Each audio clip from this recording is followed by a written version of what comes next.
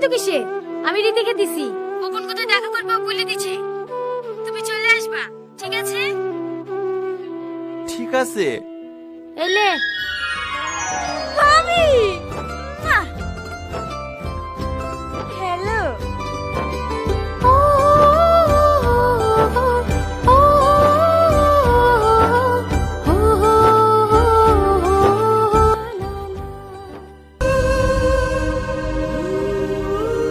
এত সুন্দর মেয়ের সাথে আমি কথা বলেছি?